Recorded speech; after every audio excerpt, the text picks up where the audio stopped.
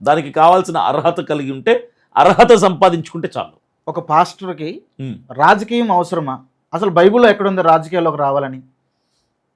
పాస్టర్కి రాజకీయం కంపల్సరీ కావాలి. బైబిల్ కావాలంటే చెప్తాను. అసలు బైబిల్లో ఎక్కడుందనే మాటే చాలా సిల్లీ క్వశ్చన్ అది. చాలా మంది అడుగుతున్న క్వశ్చన్ అది. నా దేవుడే రాజులకు రాజు. ఓకే. నా దేవుడే రాజులకు రాజు. నా దేవుడు ప్రభువులకు ప్రభు అంటే ఎవడు? రాజే. ప్రభు అని పిలిచేటోళ్ళు అప్పట్లో, ఆ రోజుల్లో, పాతకాలంలో. అయితే దావీదెవరు? రాజు. సౌలు ఎవరు? రాజు. వీళ్ళని రాజులుగా నియమించిన వాడెవరు? దేవుడే కదా. రాజులుగా నియమించిన వాడు రారాజు నా దేవుడు. రాజకీయాలకి రావద్దు అని ఎక్కడా లేదు. 66 పుస్తకాలు గల బైబిల్ గ్రంథంలో ఒక్క వచనం కాదు కదా, ఒక్క మాట కూడా రాజకీయాలకి రాకూడదు అని ఎక్కడా లేదు. ఎవరు చూపించలేరు. రావచ్చు అని చాలా చోట్ల ఉంది. రాజులైన యాజక సమూహము ఎవరిల్లు? పనోళ్ళ, దాసుల? దేవుడు మనల్ని రాజులుగా నియమించాలని, ఉన్నత స్థానంలో మనం అధిష్ఠించాలని కోరుకుంటున్నాడు.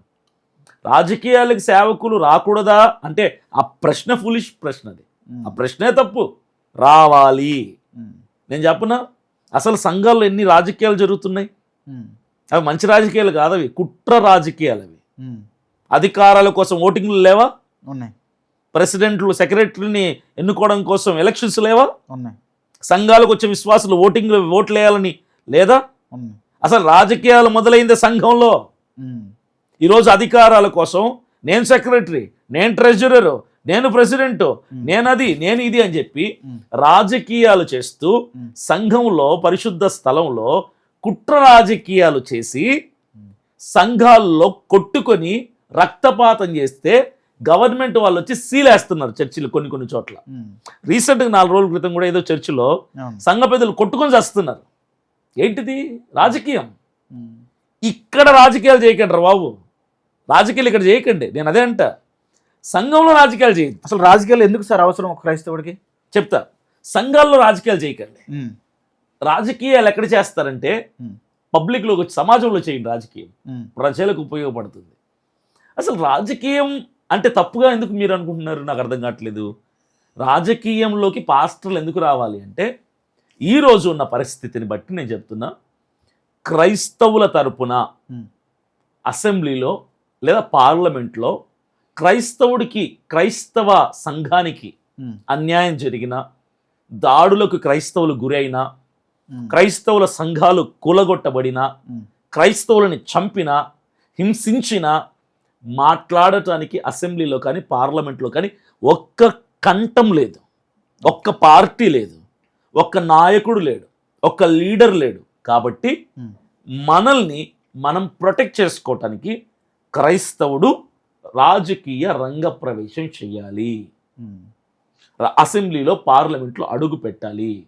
చాలామంది అంటున్నారు రాజకీయాల్లోకి వస్తే ఖచ్చితంగా అక్కడ పొల్యూట్ అయిపోతారు, డైల్యూట్ అయిపోతారు, చెడిపోతారు, అక్రమం చేయాల్సి వస్తుంది అని. నేను చెప్పనా, ప్రతి రంగములో చెడిపోయే అవకాశాలు ఉంటాయి.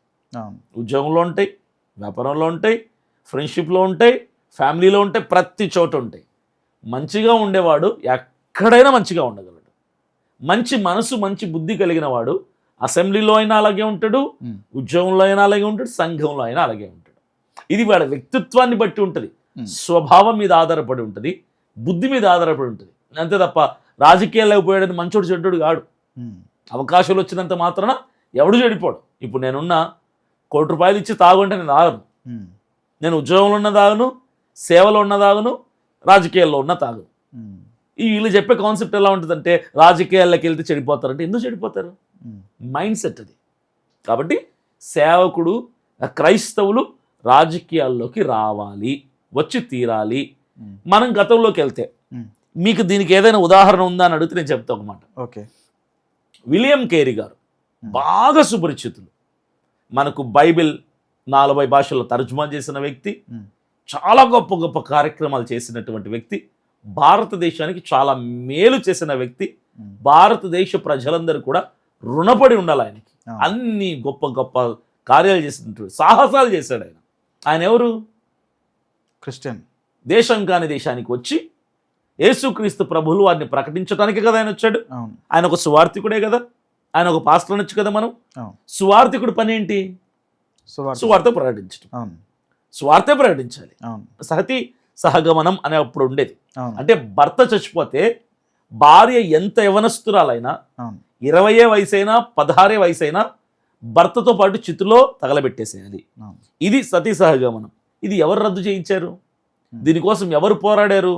దీనికోసం ఎవరు నిలబడ్డారు? ఎవరు గొంతు చింపుకొని నరిచారు? William Carey. ఈయన పనేంటి? సువార్త. సతీ సహగమనం ఎవరిది? క్రైస్తవులదా? కాదు కదా, హైందవుల ఆచారం కదా అది. ఈయనకేం పని హైందవులతో? ఈయనకేం పని హైందవుల ఆచారాలతో? అసలు ఈయన సువార్థికుడు అరవటం ఏంటి? ప్రశ్నించడం ఏంటి? పోరాటం ఏంటి? దాన్ని రద్దు చేయించాల్సిన ఆలోచన ఈయనకెందుకు రావాలి? సువార్త చేసుకోకుండా. ఈయన చేసింది తప్ప? ఈయన చేసింది తప్ప? తప్పు కాదు. ఆయన చేసింది తప్పు కాకపోతే ఈరోజు మేము చేసేది తప్పు కాదు. ఈరోజు మేము చేసేది తప్పు అయితే ఆ రోజు ఆయన చేసింది కూడా తప్పే అవుతుంది. ఆయన చేసింది తప్పు కాదు కదా. ఈరోజు విలియం కేరీ అని చాలా గుర్తొస్తాయి. అమ్మాయిలకి girls colleges, women's colleges.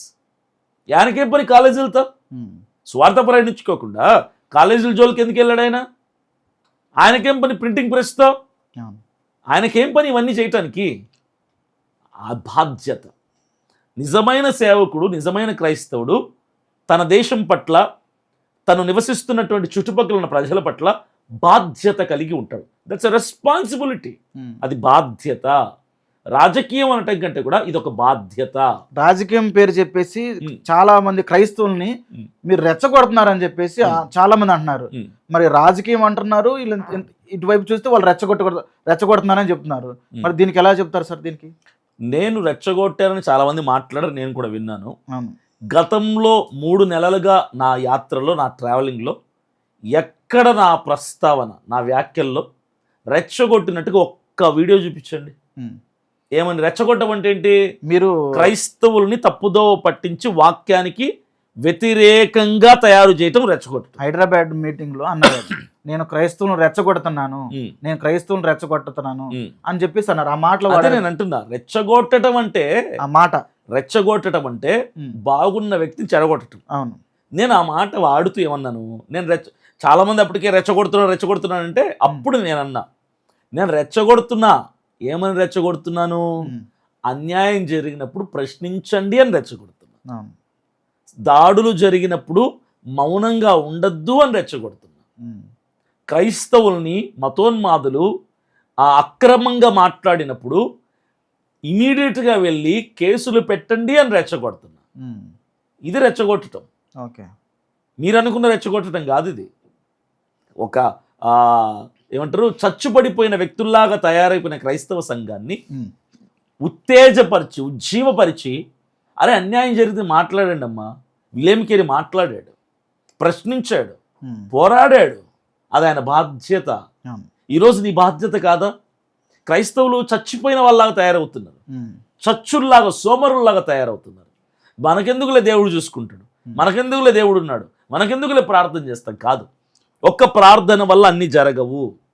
William Carey కూడా అట్లాగే అనుకొని సతీ సహగమనాన్ని ఆపడానికి ప్రార్థన చేస్తూ కూర్చున్నాడు. ఆయన అలానే ప్రార్థన చేయలేదా? చేశాడు. ప్రతి క్రైస్తవుడు, ప్రతి సేవకుడు ఈ 3 చేయాలి. మొదటిది ప్రార్థన చేయాలి. మన చుట్టూ జరుగుతున్న అన్యాయాలను బట్టి కానీ, అవసరతలను బట్టి కానీ, అక్కర్లను బట్టి కానీ మొట్టమొదటిగా క్రైస్తవుడు ప్రార్థన చేయాలి. రెండవదిగా ప్రయత్నం చేయాలి. మూడవదిగా పోరాటం చేయాలి. నిజమైన క్రైస్తవుడు ఈ 3 చేస్తాడు. సోమరులు, పిరికివారు, దద్దమ్మలైన క్రైస్తవులు ప్రార్థన చేస్తాంలే దేవుడు చూసుకుంటాడు అని నోరు మూసుకొని కూర్చుంటారు. నీలాగా విలియం కేరీ ఉండుంటే ఈరోజు సతీ సహగమనం పోయి ఉండేదా? మీ తాత చచ్చిపోయినా మీ అమ్మమ్మ బతికుందంటే, మీ నాన్న చచ్చిపోయినా మీ అమ్మ బతికుందంటే దానికి కారణం ఒక సేవకుడు, ఒక క్రైస్తవుడు, ఒక సువార్థికుడు పోరాడాడు, ప్రయత్నించాడు, ప్రార్థించాడు. నేను అదే అంటాను, ప్రతి క్రైస్తవుడికి ఈ 3 ఉండాలి. మొట్టమొదటిగా ప్రార్థించండి. నీకు దేవుడు జ్ఞానం ఇచ్చాడు కదా, చట్టపరంగా ప్రయత్నించి, చట్టాన్ని ఉల్లంఘించకుండా ప్రయత్నించి, లాయర్లను కలువు, అడ్వకేట్లను కలువు, స్టేషన్కి వెళ్ళి మాట్లాడు, ఎక్కడ న్యాయం జరుగుతుంది కలువు పెద్దవాళ్ళని. మూడవది పోరాటం చేయి, నిలది, ప్రశ్నించు, పోరాడు, న్యాయం జరిగే వరకు పోరాడు. నిజమైన క్రైస్తవుడికి ఈ 3 అర్హతలు ఉండాలి.